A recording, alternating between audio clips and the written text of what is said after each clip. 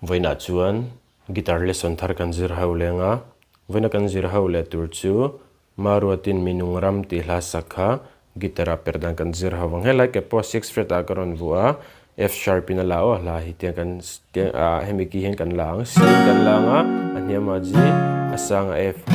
minor A minor E minor le D minor kan manga hetin kan strumang down down down up ti hana bul changa top thenga strum le ni me yo